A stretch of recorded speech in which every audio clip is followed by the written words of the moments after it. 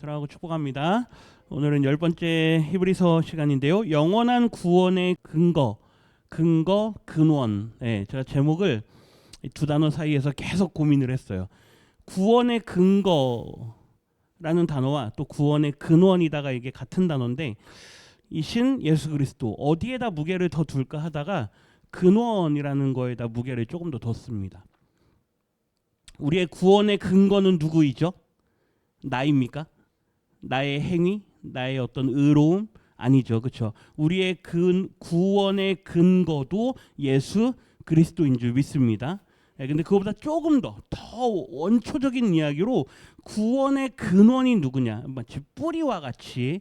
그래서 우리가 뭐 계속 앞으로도 다루게 될 텐데 구원의 창시자가 누구냐, 아르케노스라고 해서 구원을 시작하신 분이 누구냐라는 걸 계속 이야기하는데 우리의 구원은 영원한 구원이에요. 그래서 그 영원한 구원의 근원이신 예수 그리스도, 오늘은 이 내용을 좀 보도록 하겠습니다. 지금 저희가 4장에서부터 10장까지 나오는 대제사장이신 예수님에 대한 큰 이야기를 다뤄가고 있습니다. 지금 계속 빌드업하는 중이에요. 대제사장이신 예수님을 이제 그의 극적인, 우리가 주일날 은혜의 절정이 뭐라 그랬냐면 십자가라 그랬습니다. 근데 그거를 이제 향해서 막 가는데 이제 막 빌드업을 하고 있는 거예요. 막 계속 이제 하나 이제 계속 이제 고조시켜 갑니다. 그 중에서 저희가 지금 대제사장에 대한 이야기를 하고 있어요. 대제사장. 오늘 본문 1절 보세요. 대제사장마다 제일 처음에 대제사장으로 세워진 사람이 아론이었습니다. 그러니까 아론 이후에 이제 대제사장들이 계속 반복해서 세워졌죠. 그런데 그 대제사장들은 누구냐? 결국 그들도 누구예요? 사람이에요, 사람. 근데 사람인데 그냥 사람이 아니에요. 그 중에서도 어떤 사람이요?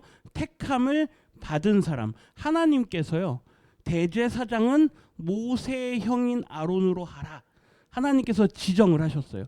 그 다음에 그 이후부터 나오는 모든 대제사장들은 아론의 후손들만 나올 수가 있어요. 그러니까 아무나 하고 싶다고 할 수가 없어요. 우리가 언젠가요? 작년인가요? 이렇게 말씀 중에 하나님 나라의 회방꾼들에 대한 이야기를 하다가 모세 당신만 우리를 이끄는 지도자냐? 그죠? 우리도 한번 이끌어보자 했던 사람들이 있었어요. 그 다음에 아론 당신만 제사장이냐? 우리도 하나님 앞에 가서 우리도 한번 제사 한번 해보자. 뭐 이랬던 사람들이 있었거든요. 나중에 하나님이 다 쓸어버립니다. 왜요? 누가 세웠다고요? 하나님이 세웠다고요. 근데 그거에 막 대항하는 거예요. 나도 한번 해보자 막 이러는 거죠. 하나님께서 세운 사람만 대제사장이 될 수 있는데 뒤에 보세요. 하나님께 속한 일에, 하나님께 속한 일이 뭡니까? 하나님과 관련된 일이라는 이야기예요. 그러니까 우리로 하면 뭡니까? 예배 드리는 일이겠죠. 그 당시에는 하나님께 제사 드리는 일을 누가 주관해서 했습니까? 제사장들이 주관해서 했어요. 그러니까 하나님께 속한 그 일에 사람을 위하여 예물과 속죄하는 제사를 드리게 했다. 우리가 요즘에 계속 주일 저녁에는 레위기, 그 다음에 수요일 날은 히브리서, 주일 낮 예배 때도 십자가와 관련된 얘기를 하니까 이 제사 관련된 이야기를 계속하고 있어요. 이 모든 일을 누가 결국 만드셨느냐? 하나님께서 만드셨다 이거잖아요. 아무나 못하게 했다. 2절 보세요. 그렇게 선택된 대제사장이 무식하고 그노시스가 없다 이거예요. 그러니까 지식이 없는 사람이에요. 지식이 없는 사람들. 누구에 대한 지식이 없는 사람일까요? 하나님에 대한. 그리고 미혹된 사람들, 길을 잃어버린 사람들이에요. 그 사람들을 다 데리고 뭐 해야 됩니까? 그 사람들의 죄를 가지고 어디로 가야 돼요? 지성소로 들어가서 그들의 죄를 위해서 용서를 구해야 되잖아요. 근데 한번 생각해 보세요. 대제사장이 나는 당신 거는 안 할랍니다. 당신은 내가 가만 보니까 하나님 앞에 용서함을 받을 자격이 없는 사람입니다. 그죠? 당신의 평소의 행실을 보니까 부모한테도 막 하고 이웃한테도 막 하고 심지어 나한테도 막 해코지하는 그런 사람이에요. 그러니까 요즘 말로 하면 막 악당 같은 사람이에요. 그 사람이 어떤 은혜인지 저 하나님 앞에 뭐 하고 싶습니다? 회개하고 싶습니다. 그러면 제사장이 그 사람 거 받아줄까요? 안 받아줄까요? 저 같으면 안 받아줍니다. 그런데 보세요. 제사장은 자기가 하기 싫다고 안 할 수가 없어요. 일단 첫째 누가 세웠으니까. 하나님이 세우셨으니까. 그 다음 두 번째 잘 보세요. 그가 그를 용납해서 그를 위하여서 하나님 앞에 제사를 드릴 수 있는 이유가 뭐냐?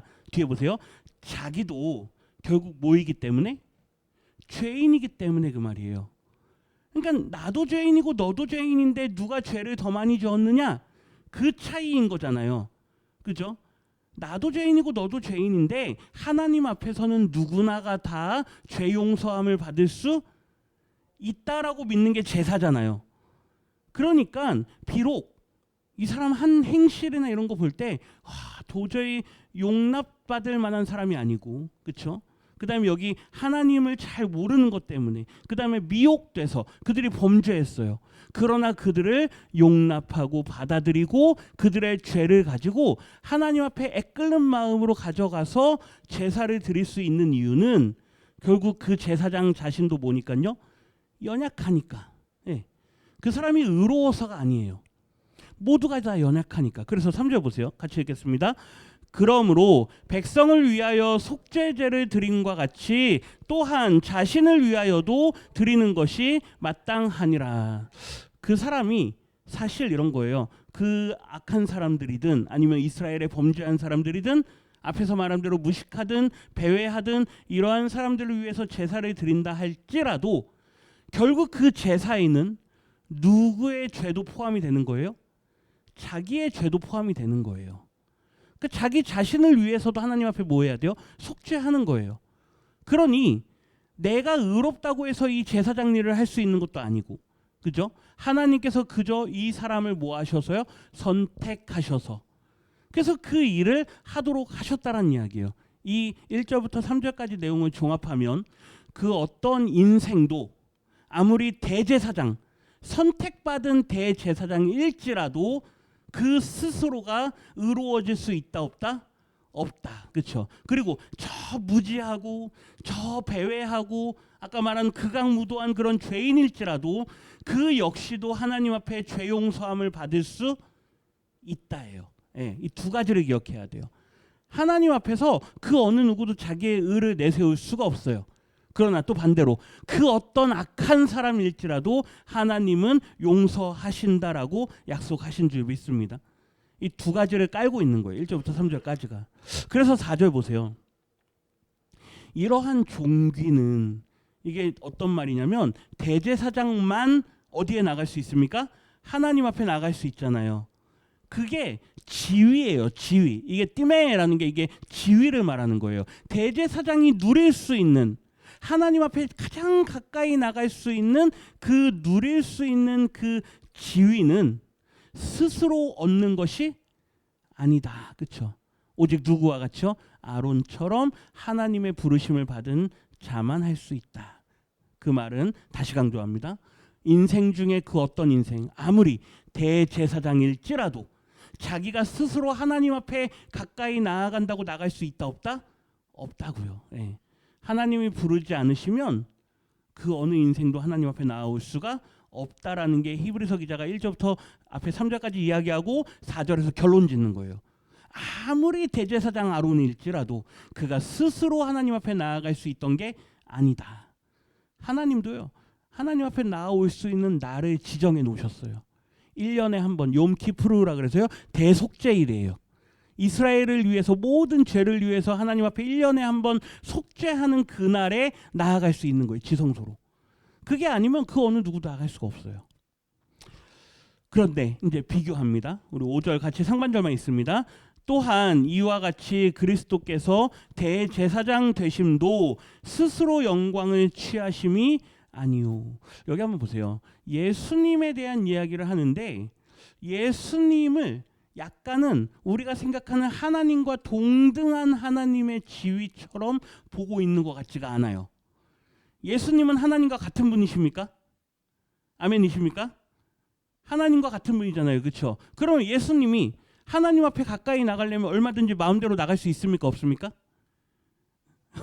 있잖아요. 예수님은 하나님과 같은 분인데 근데 히브리서 기자가 놀라운 이야기를 하는 거예요. 하나님과 같으신 예수님도 보세요. 그리스도께서 뭐가 되신 게요? 대제사장이 되신 게 스스로 영광을 취하신 게 아니다. 예. 예수님께서요, 분명히 그의 본체는 하나님과 동등된 분이지만 그분께서 이 땅에 인간으로 오실 때는 철저하게 어떻게 되셨다? 낮아지셨다. 그걸 강조하는 거예요. 철저하게 인간이 되셨다라는 건 그 지위를 완전히 뭐 해버렸다? 버렸다 그 말이에요. 예, 대제사장으로 이 땅에 인간으로 오셨다는 이야기예요. 그런데 하반절 보세요. 오직 말씀하신 이가 누굽니까? 하나님이세요. 하나님께서 예수님에게 그래요. 너는 내 아들이다. 그리고 내가 오늘 너를 뭐 했다? 낳았다. 라고 하나님께서 그렇게 말씀하시잖아요. 이게 뭔 말이냐면, 왜 갑자기 이야기를 하냐면, 너는 이 세상에 무엇으로 태어났습니까? 예수님이? 사람으로 태어나셨잖아요. 그죠? 사람으로 태어나셨으니까 그 예수님을 향해서 너는 이 땅에 사람의 모습으로 왔으나 너는 여전히 누구다? 내 아들이다. 너는 비록 마리아와 요셉 사이에서 아들로 태어났으나 너는 여전히 누구다? 내 아들이다. 오늘날 내가 너를 뭐 했다? 낳았다. 그러니 너는 비록 인간이 되었으나 여전히 나와 같은 지위에 있다. 그럼에도 불구하고 뭐 했단 이야기예요? 예수님이 그 하나님의 말씀에 순종해서 인간의 가장 낮은 자리까지 내려가셨다는 이야기예요. 하나님과 같은 지위에 있는 분이지만 6절 보세요. 6절 같이 읽겠습니다. 또한 이와 같이 다른 데서 말씀하시되 내가 영원히 멜기세덱의 반차를 따르는 제사장이라 하셨으니. 아멘. 예수님을 향해서 너는, 원래 우리는 제사장, 대제사장 하면 누구를 따르냐면 아까 말씀드렸잖아요. 누가 가장 먼저 대제사장이 됩니까? 아론, 모세의 형인 아론. 그래서 아론 이후로부터 태어나는 사람들이 대제사장이 되는 거예요. 그런데 예수님을 향해서 뭐라 그러냐면요, 너는 대제사장이야. 그런데 너는 아론의 후손으로 태어나는 대제사장이 아니야. 너는 누구를 따르냐면 저 옛날 아브라함 때 있었던, 아브라함이 멜기세덱을 만나거든요. 그 아브라함 때 있었던 멜기세덱을 따르는 너는 대제사장이야. 보세요. 모세와 함께 있던 아론과 멜기세덱을 비교해 보면 이미 멜기세덱이 더 옛날 사람이에요. 더 옛날에 있었던 사람이에요. 그런데 대제사장이라는 제도는 언제 주셨냐면 한참 뒤인 모세 때 주셨어요. 그러니까 만약에 예수님이 아론의 후손을 따라서 나온 대제사장이라면 그거는 율법을 따르는 대제사장이 되는 거예요. 이해가 되시죠? 모세를 통해서 율법을 주셨잖아요. 대제사장이라는 그 직분도 율법을 따라서 주신 거예요. 그러니까 예수님이 율법을 따른 대제사장이 되면 무슨 문제가 생기냐면요, 그 율법에 종속돼 버리게 돼요. 근데 예수님은 누구와 같은 분이세요? 하나님과 같은 분이잖아요. 율법을 주신 분이잖아요. 그러니까 그 율법에 종속될 수가 없는 거예요. 그래서 예수님이 대제사장으로 오셨지만 그분의 대제사장 되심은 율법에 종속되는, 그거를 사도 바울은 몽학 선생이라고 이야기하는데 가르치는 사람이 스승이란 이야기예요. 율법을 스승 삼은 예수님이 대제사장이 아니라 누구의 그걸 따르는 멜기세덱의 반차를 따르는 대제사장으로 오셨다. 율법과는 매이지 않는 대제사장이다 그 말이에요. 이게 좀 어렵지만 이따 우리가 다다음 주나쯤 돼가지고 이제 멜기세덱에 대한 이야기를 좀 할 거예요. 내가 영원히 멜기세덱의 반차를 따르는 제사장이라. 여기 중요한 건 영원히예요. 영원히. 왜 영원히가 중요하냐면 성경에서 멜기세덱을 표현할 때 그는 족보도 없어요. 뭐가 없다고요?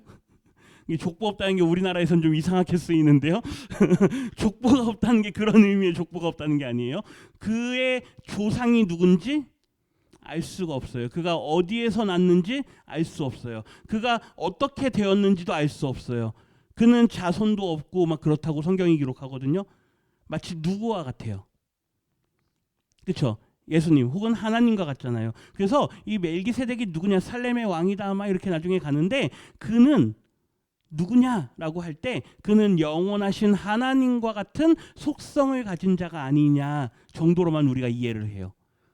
그러니까 그의 반차를 따른다는 얘기는 예수님은 율법에 속하지 않는 분이란 얘기예요. 오히려 누구에게 속한다? 하나님과 같은 멜기세덱에게 속한다.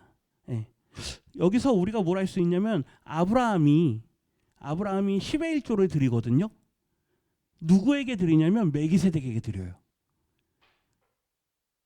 이상하죠? 그러면 이제 멜기세덱이 누굴까요?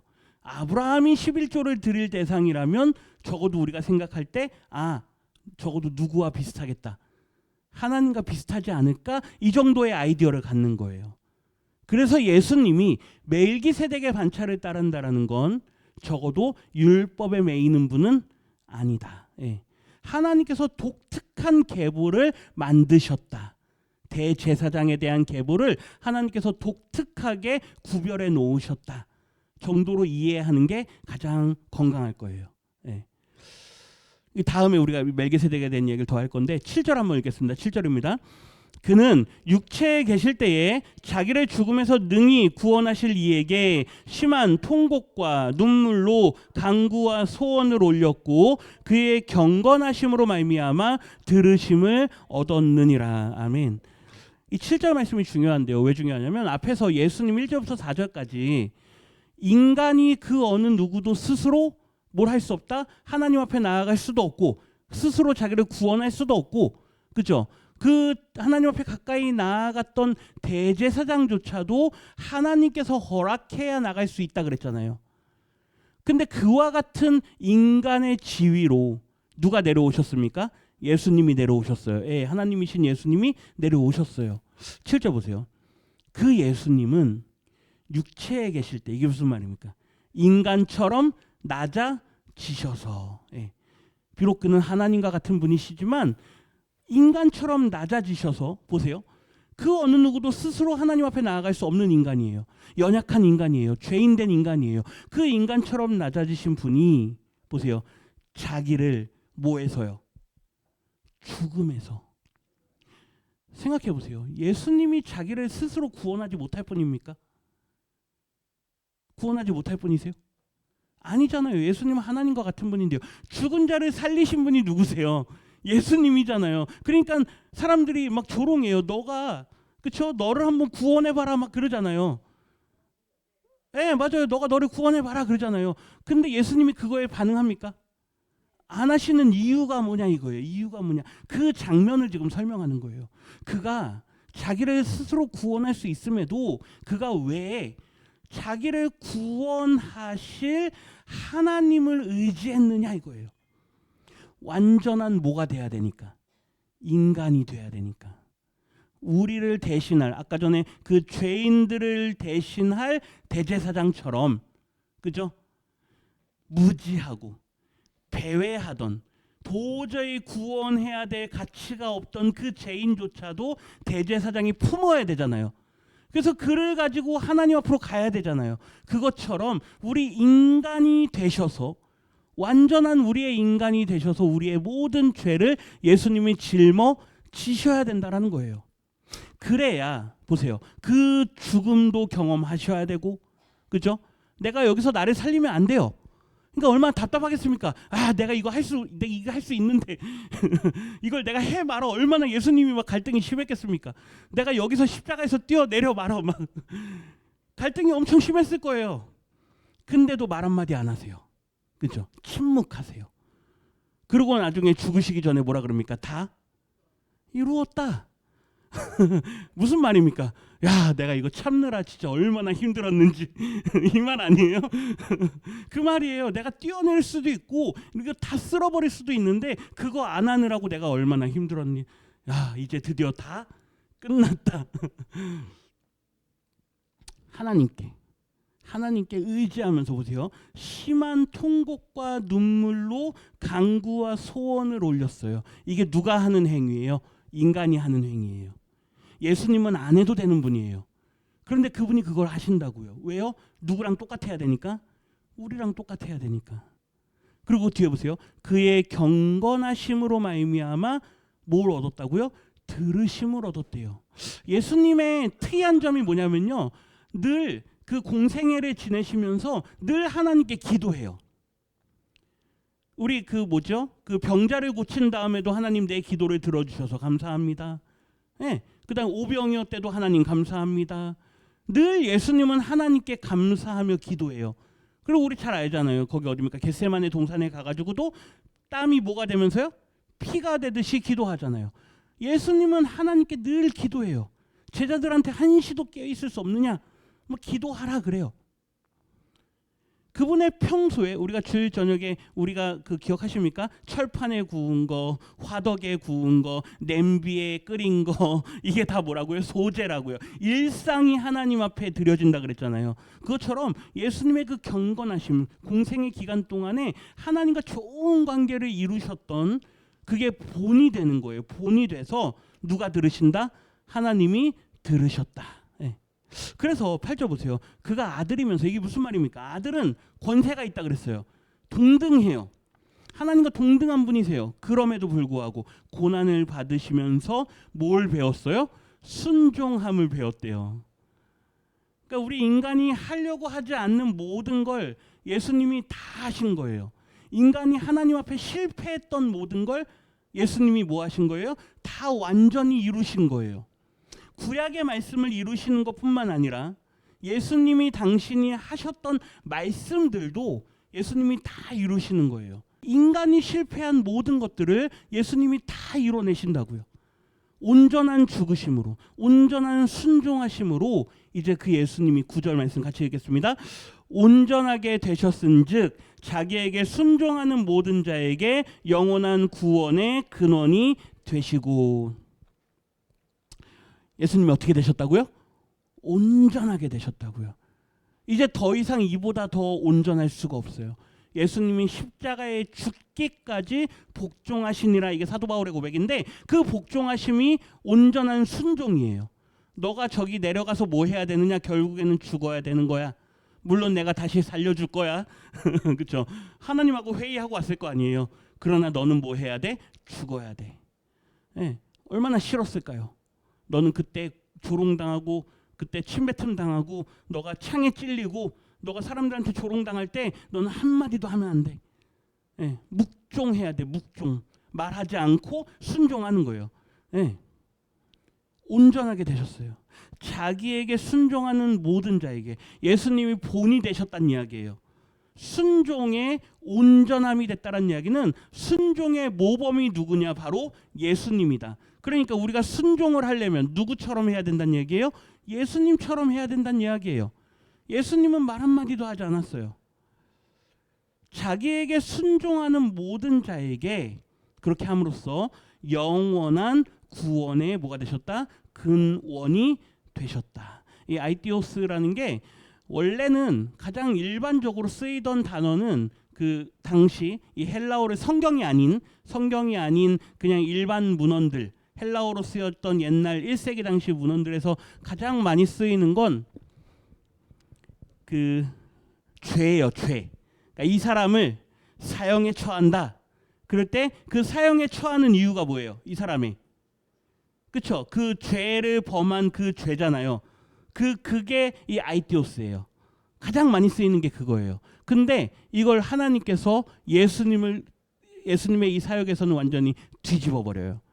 그러니까 우리는 자꾸 너 때문이야. 그렇죠? 너 때문이야 하면서 너가 이 분란의 뭐야? 원인이야. 그죠? 우리가 죄인이 된 그 원인은 누구 때문에야? 아담 때문에야. 우리는 자꾸 그랬잖아요. 율법이 그걸 가리키는 거예요. 율법이 계속 정죄하는 거예요. 너가 죄인인 이유는 너가 죄를 범했기 때문이야. 그게 아이디오스예요. 우리가 계속 죄를 범했다 이거예요. 그런데 예수님께서 이 아이디오스를 바꿔주세요. 이제 누구 때문에? 나 때문에. 그 나가 누구예요? 예수님.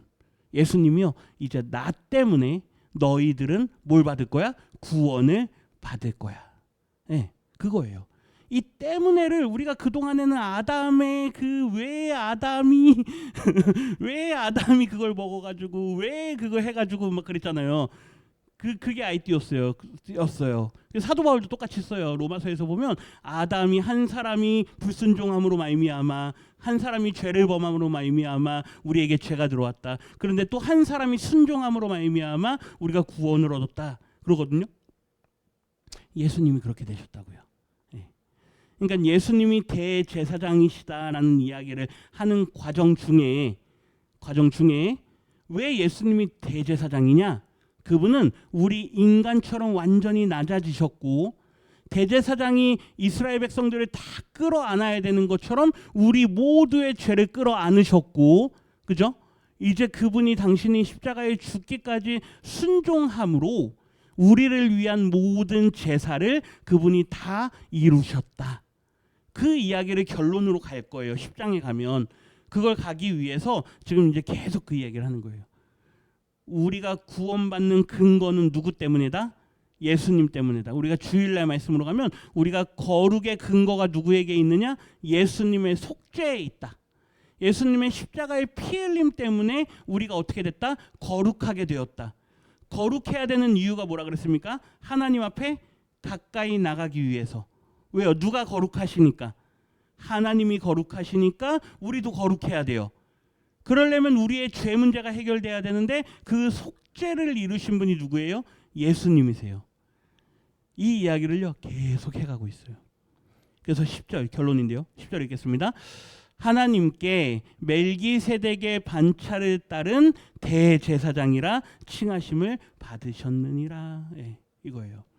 영원한 구원의 근원이 되셔서, 그죠? 영원한 구원의 근원이 되셔서 하나님께서 이제 너는 뭐다? 대제사장이다. 네. 하나님이 인정해 주신 거예요. 그런데 율법에 속하지 않은 아론에게 따른 그 대제사장이 아니라 율법에 속하지 않은, 율법이 주어지기 더 옛날 이전에 있었던 누구요?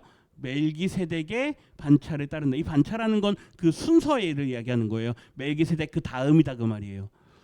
그러니까 결론인데요. 예수님이 누구시냐 할 때 우리는 예수님을 이렇게 말할 수 있어야 돼요. 예수님은 나를 위해서, 그죠? 나를 위해서 죽기까지 순종하신 영원한 구원의 근원이 되신 분입니다. 이렇게 말할 수 있어야 돼요. 좀 어렵지만 다시요. 누구를 위해서요? 나를 위해서 뭐 하기까지요? 죽기까지 순종하셨어요. 순종하신 영원한 구원의 근거가 되신 분이세요.